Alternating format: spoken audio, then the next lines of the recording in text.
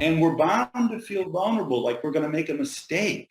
But the reality is that you have to take action. You have to move forward. You have to lean into being courageous and take that next step.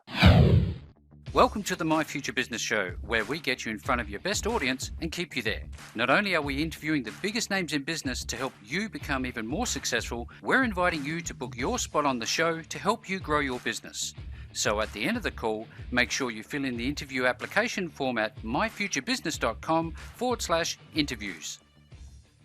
Hello and welcome to the My Future Business Show. My name's Rick Nusky. I'm your host. It's wonderful to have you with us today. We've got a very important topic to cover and I'm sure you're going to get a lot of value out of it. But before we jump into it, I'd just like to say thank you very much for those who have joined us for any length of time. Your support is wonderful and I'm reading all the feedback. And if this is your first time today, you are in for a treat. So strap in, let's jump straight into it. And on today's call, I have the pleasure of welcoming leadership and life coach David Garofoli. We're going to be talking about life coaching, men's career and life transitions, and how young men can get a meaningful start in life, both privately and professionally. Welcome to the show, David. Thank you so much. It's great to be here, Rick. Yes, it's absolutely my pleasure to have you here. And as I've suggested, this is a very important topic that our young men throughout eons of time have faced. But one of the things that's different nowadays is we have the ability to help them out. And we're going to be talking about that with you at some length, David. But if you don't mind, could you tell us where you're calling in from today? I'm calling from San Francisco. Has that been home for a long time? For 32 years. Oh, wow. I've been to the Bay. I love it. You know what scared me? When I went to the Bay and the seals tried to attack us. And who tried to attack the sea lions that are on the wharfs over there, and we were near the submarine.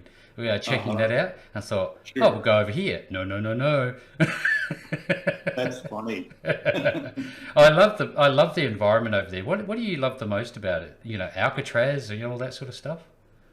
I love the fact that you've got a cosmopolitan city very close to nature. So you can, be downtown, going to the opera, and then, in 15 minutes, you can be out on the bay. Yes. Going across the Bay Bridge to Marin. I mean, and the vistas are just beautiful. There's so many places to hike and bike and sail and just, and that's what I love about San Francisco. It's oftentimes when we live in a place, we forget how beautiful and wonderful it is. And just as a reminder, it is absolutely a beautiful place. And I think, is it Maverick Surf Beach is just down the way?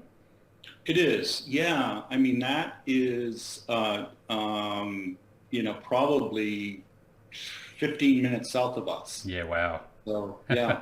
It's pretty incredible. I mean, just looking at it, I'd never go out there myself. I'm not that crazy. How about you? It's interesting. I've done some surfing in my life when I first moved to California. Oh, yeah. I bought a surfboard and I was in Southern California and I was surfing a bit. When I moved up to San Francisco, I don't know, the water's just so cold. I mean, and there's some big fish out there too, from what I hear. Exactly. We'll give that a miss. Now, in terms of what you do nowadays, do you have any, new hobbies or pursuits? That's a great question. Actually, I have two new hobbies. I about a year and a half ago was certified to power up to a 34-foot powerboat. So I'm a member of a powerboat club here called Club Nautique, and I rent powerboats from them. So that's been really fun, being out on the bay. Is that a racing thing, or is that pulling people behind it? What is it? No. I mean, these are fairly large boats, right? So they're 32, 34 feet in length, and they've got quite a width. So they're, what we used to define as cabin cruisers, so to speak. Mm-hmm. Yeah, and you're out boating, you're out going to different, parts and areas, around the bay. You're going to the East Bay, you're going to the North Bay, the South Bay. Just exploring. Yeah, no, I love it. And I wonder how important it is for you, David, to get that relaxation time to recharge. Do you value that time? I mean, I really do. In addition to boating, I'm one of my loves is travel. And, one of the reasons I've chosen being, a professional coach is that nowadays you can coach from anywhere. Yes. So, but absolutely. I mean, being able to, put the brakes on, take some time out for yourself and do those things that you value and do those things that you love is so regenerative. It just is, Yeah, absolutely. Thank you for the feedback. Now, in all of that, do you find that you like enjoy a movie? Do you enjoy music or socializing? What do you do in your social time? Yeah. Again, great question. My partner and I, go out to dinner quite a bit. I mean, obviously with COVID, that was lessened, but we're starting to go back out. Bit of a challenge. And we used to go to see a lot of movies. We haven't really gone to the theater, since COVID. But we really do enjoy the city, and we enjoy going to various plays that might be performing downtown, going to the opera, et cetera, et cetera. Yeah. So it's wonderful. Now, I know that there has been a massive psychological impact, not only with the goings on in the world right now, but with COVID. How did you find navigating that? What are you hearing? What's the beat around town with regard to COVID and how it's impacting people? Yeah, personally, I'm more of an extrovert than I am an introvert. I'm weighted towards the extroverted side. And personally, for me, it was really, 2020 was just really, really difficult because I wasn't able to, connect with my friends in a physical way. And, generally that's, the kind of person that I am. I love being in front of people. I love, having fun and doing, various things. So that, it really oppressed me, for quite a while. And I think how I transitioned out of that was just, doing more things on Zoom, which was a certain replacement for it, joining additional networking groups, connecting, with other coaches, and obviously, working with my clients. Adapting. And that opened things up for me personally. Yeah. I mean, yeah. Now, you talked about living in the Bay Area for pretty much all of your life. And Right. I wonder, I think in our early years, I call them the formative years, that we get a lot of impressions put into our brain computer, if you want to call it that, that, help us become the individuals we are today. Do you recall anything about your childhood that may have contributed to the man you've become? It's a great question. Well, I think mainly my parents. They were both educators, and they really impressed upon us to be honest and to do the right thing. And as individuals that were involved in the community, they were kind of always doing the right thing. So they were great role models from that perspective. Which I think, went a long way to making me the man I am. But something quite specific was interesting. My mom gave me a book when I was probably 10 years old. And in the book, it basically said that, great people talk about ideas. Good people talk about things. Not so good people talk about other people. Oh. And that just seemed to really have an impact on me. That's profound, isn't it? Yeah.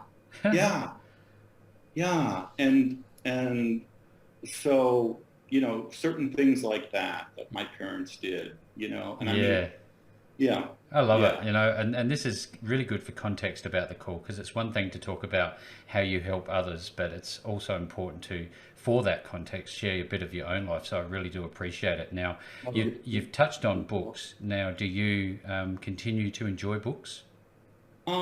I do. I mean, a lot more of my time these days is spent reading, books about, psychology and coaching and, just continuing to, advance myself, in my career. Currently I'm reading a book called Emotional 2.0, which is, talks about it breaks down, emotional intelligence, and it allows a person, there's an emotional intelligence test, and after you take that test, it will point out to you areas for improvement and how to improve them. So it's really, really, I'm finding it to be a great read. So with yourself, you seem to me like you're a lifelong learner. Who is impressing you at the moment in your space? That's a great question. I'm sure there's dozens. Yeah, I mean, I don't want to sound political, but I'm really impressed with the way that Biden is carrying himself during this Russian-Ukraine crisis. I mean, I think he's showing leadership, in the way that he's brought the U.S. and the European allies together. I think he's showing leadership in the way that, he's approaching the war in terms of giving $1.2 billion in aid, all kinds of, weaponry. But, the American people don't want people, don't necessarily, 2/3 of them don't want to be involved in the war. They don't want to send military aids. They don't want to send the military on foot.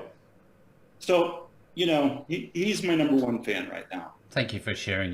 These are very important insights. And, again, just going back a moment, like the books you read tell us a lot about you. And I think for those who are listening, you should get an indication of the caliber of David and his work. Now, tell me a little bit about your, your educational and professional background, because I know that you have a long and illustrious career. Yeah. Interestingly enough, as a high schooler, I had a real fascination with electricity, and I was always a people person. I always really loved people, and thrived around people, and enjoyed actually entertaining people, to my parents' dismay.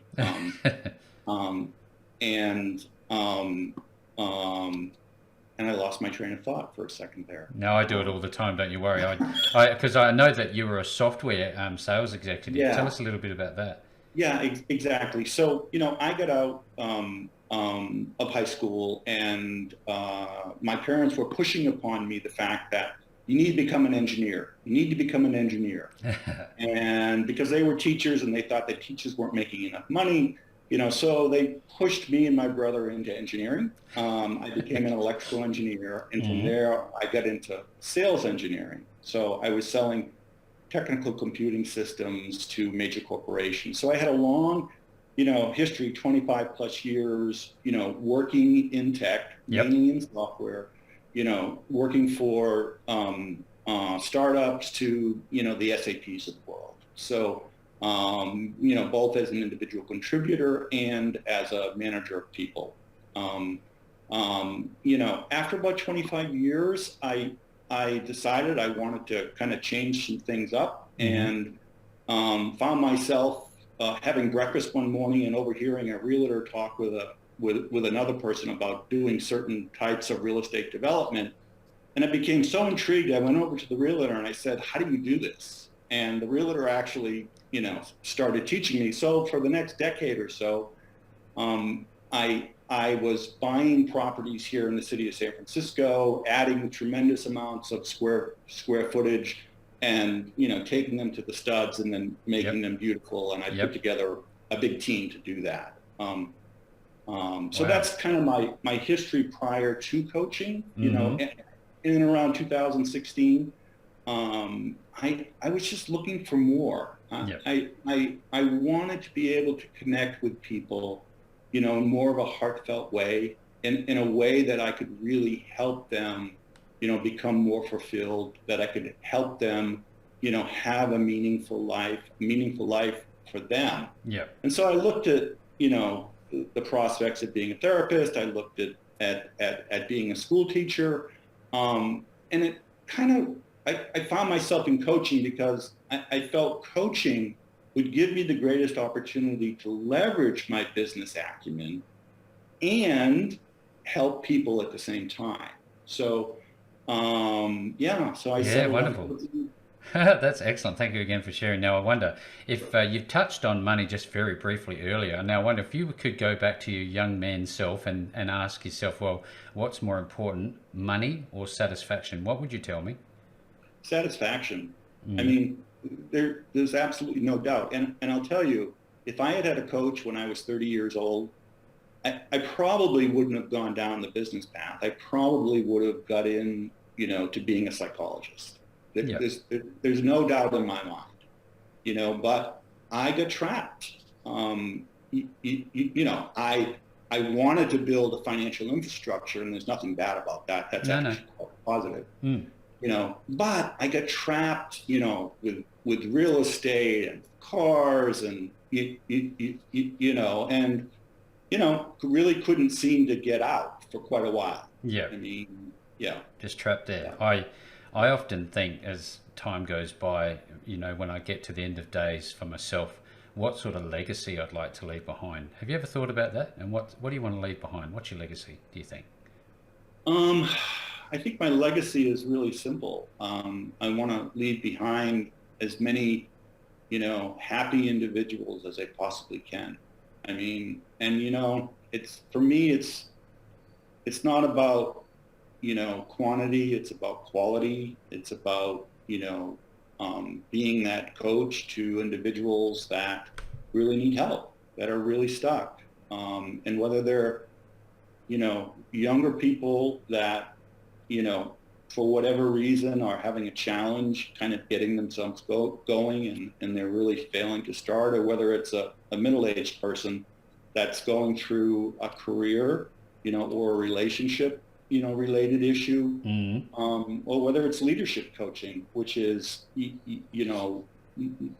when I work with individuals, managers, and or executives to help improve their performance in business. So yeah, that's great feedback. Thank you again. Now, we go through many transformational moments throughout our life, and you started out as the engineer, and now you're doing what you're doing now. As an engineer, that's a superpower as far as I'm concerned, because it takes a lot to raise the bar and get to that level. But what do you reckon your superpower is today, David? It's a great question. The thing you do best. I love that question.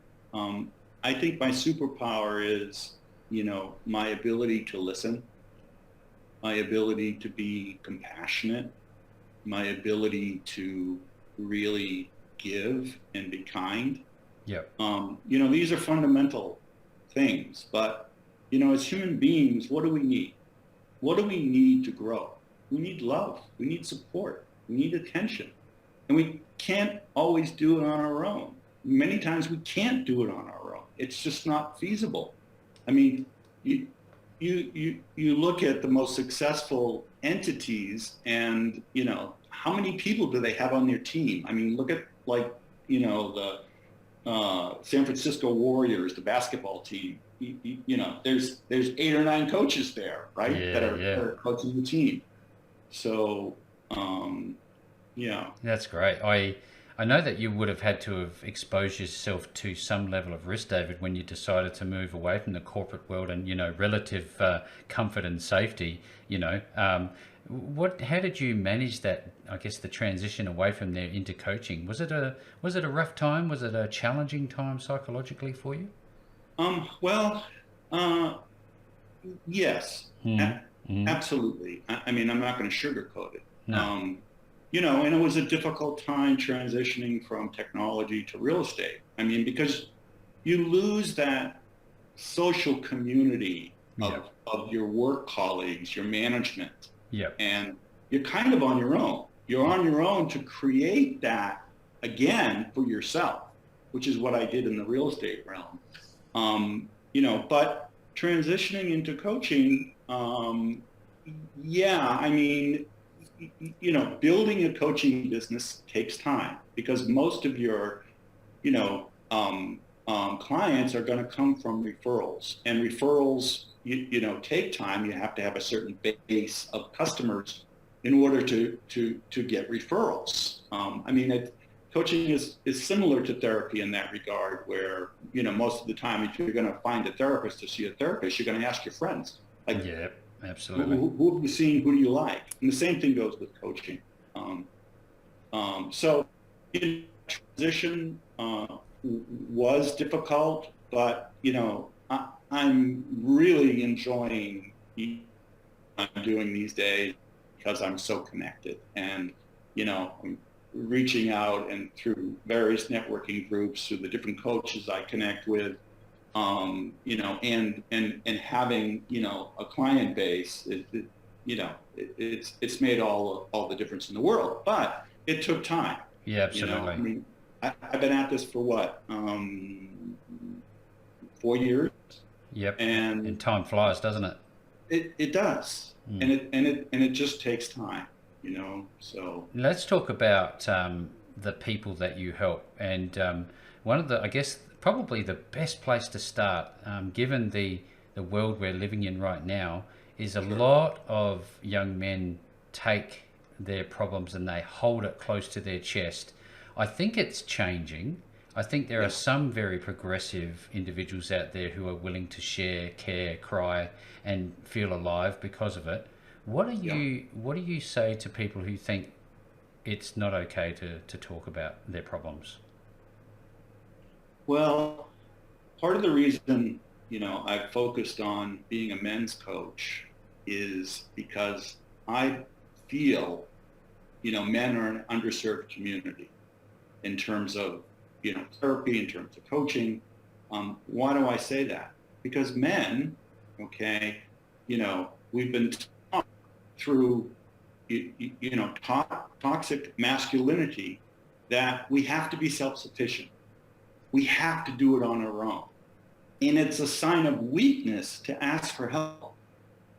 Nothing, absolutely nothing could be further from the truth. I mean, the example that I gave before, you look at the most successful people, they have teams around them that are helping them. They don't do it on their own.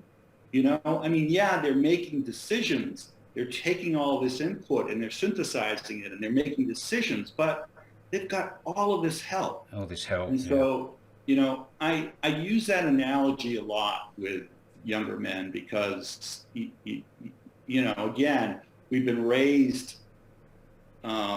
with this toxic masculinity, and one of those is this whole self-sufficient,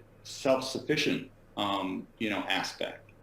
So there's certainly a lot to unwrap here, and I'd love to talk about, if we could momentarily, David, the impact that social media and marketing in general is having on young men and their ability to make clear decisions for themselves. What do you think about that? Well, I think it's a challenge, right? I think so many, men and women as well, are glued to their phones these days. That phone is the be all end all. And, a lot of times when you're glued to the phone, if you're with other people, you're actually not connecting with those other people. And, that in and of itself is a real issue, right? You need to be present. You need to be engaged with that other person and not multitasking, like talking with 4 or 5 other people on your phone, whether it's on Instagram or Snapchat or whatever it might be, The next new thing. Yeah. So, I think that, has had a significant impact, on younger men for sure. Absolutely. Do you think that they can unlearn the things that are what you refer to as a lie? And I'm wondering if you can expand on why you think that most people are living a lie. It's a, you, I think as human beings that we're not 100% truthful with ourselves. And I'm not saying all people are living a lie. I'm saying many people are living a lie. Yeah. And I'm not saying that their whole life is a lie, but I'm saying there are perhaps aspects of their lives that are a lie. And it's interesting, when I, test this on with people, they all agree with me, and there's no one that's disagreed with me. So, that statement, that many of us are living a lie, the antidote to that is to really sit down with yourself and, analyze yourself and ask yourself, where am I living a lie? And once you identify that, how do I change that lie? What do I need to do? How do I do it? Do I need to work with a coach? Do I need to work with a therapist? Who do I need to work with that helps me? Or maybe I can do it on my own. Stop living this particular lie. Because if you're living a lie, it means you're not living your life in line with your values, with the core part of who you are. Yeah, that's wonderful feedback, sage advice. Now, in the literature that I've been blessed to be given access to, you talk about why fear and shame drive us more than courage and vulnerability. I was wondering if you could speak to that. Sure. I mean, being on a podcast, I'm sure when you first started being a podcast host, Tongue twister. There was fear there, right? I mean, when we're approaching and trying something new that we haven't done a lot before, we generally, have fear.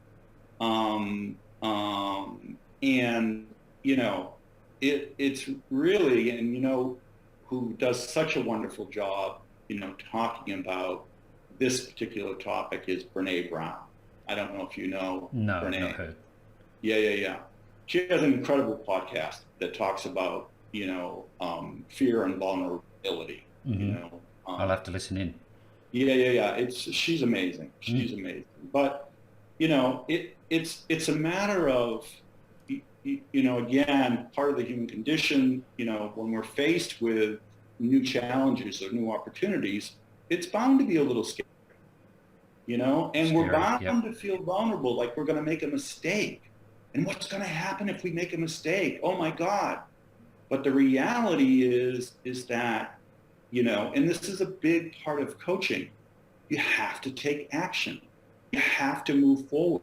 You have to lean into being courageous, and take that next step and see what happens. And you'll recover if there's a problem. You absolutely will. And you've got your support network, hopefully. So, it's a matter of doing it and seeing how you do. Is this come back to that adage that what doesn't kill you can only make you stronger, do you think? I think that's right to a certain extent. Now you talked about leaning in, and we've also talked about taking action and having at least one coach or mentor throughout your life. Now I'm wondering, there'd be some young men on this show today listening in Sure. with anticipation of how best to go to connect with you, and what is the process? What is the process when somebody talks to you? What do you take them through? Yeah, I mean, that's another great question.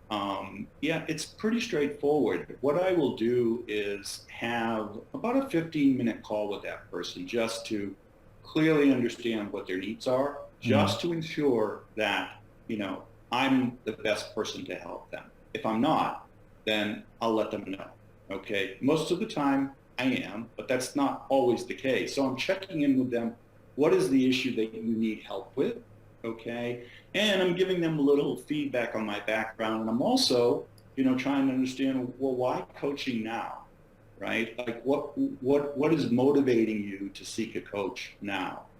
And so, assuming that that's all positive, and I feel like the person is motivated and does want to move forward with their life, I will do a free sample session. So Yeah. I will actually do 60 minutes, okay, worth of coaching. And part of that is I'm helping people understand what coaching is and what it isn't. And I'm helping them understand a certain, coactive coaching model that I've been trained on. Yep. And I'm then coaching them. So they actually get a bite of the apple. They get to taste, okay, what my coaching style is like, okay? And, they get a taste of making a potential change. That transformation. Yeah, exactly. And so that's really my process. And, I love the fact that it is simple, and oftentimes, you hear people overcomplicating what doesn't need to be overcomplicated. I'm sure there's enough going on in the young man's mind right at the second when they make contact with you to, not to add more complexity. Would you agree with that? I would agree with that. I mean, I would agree that, look, if you're stuck, seek help, seek a coach. Don't remain stuck. You don't have to be stuck. Life can be fulfilling. Life can be meaningful. There's lots of reasons why people get stuck, and a lot of those reasons are not their own fault, but they fall prey to that and they stay stuck. It's like, don't stay stuck.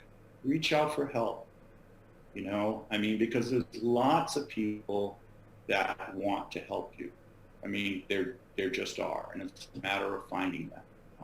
And that's comforting, just, in your isolation and, in desperation almost, if you're in that sort of quiet space and you don't think there is anyone, just know for a fact that there is. And that's really reassuring and wonderful to hear. Now, I'm sure that you're finding that the people that you work with, young males in particular, that they build somewhat of an ongoing relationship with you as a positive role model, positive male role model. Do you find that?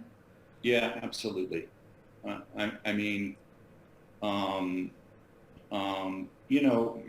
As a coach, you really do wear a number of different hats, and one of those hats, is a mentor hat. Yeah. And you're there, really, helping a person. I mean, in the coaching that I do, we hold that the individual is naturally creative, resourceful, and whole, and they're not broken. Okay, Mm-hmm. that they know best how to solve their problems.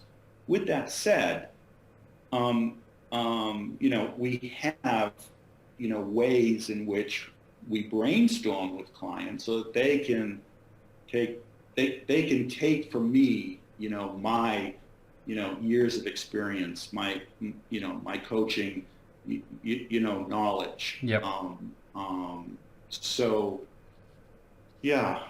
Wow, there's lots to think about here. I know that there's a lot of great content, really, really good content on your beautiful website. I love the home screen, especially. It just makes me feel so calm. So I know I'm in the right place. Now, David, on that, Yep. when people want to connect with you, is there a number of ways? There is one way. I'm wondering if you could share how they can make contact. Sure. So you can go to my website, which is garofoliconsulting.com. So that's GAROFOLI consulting, CONSULTING.com. And you'll see a contact button on the website. So you can reach me that way. You can send me an email at coach@garofoliconsulting.com, or you can call me at 415-656-9754. 415-656-9754. Thank you, David. Now, if you're on the call today, as is normal practice, I'll be making sure that all of the contact details back to David are available for you below this post. No matter where you see it, you'll be able to get back to David. Now, if you're watching this and you're feeling isolated, you're feeling alone, you're feeling like you need help, doesn't matter if you're a senior executive, doesn't matter if you're an apprentice, doesn't matter if you're just somebody off the streets, it doesn't matter where you come from, what your background is. I know that David is there and ready and prepared to help you. And David, what a wonderful call. Thank you so very much for joining me on the show today. Thank you, Rick. Yeah, no, I've really enjoyed this. Thank you so much for allowing me to, get my word out. I really appreciate it. Thanks for joining us today. If you enjoyed the call, then make sure to subscribe, leave a comment, share us with your friends, and book your spot on the show at myfuturebusiness.com/interviews. And if you're looking for solutions that will help grow your business, then visit myfuturebusiness.com/shop.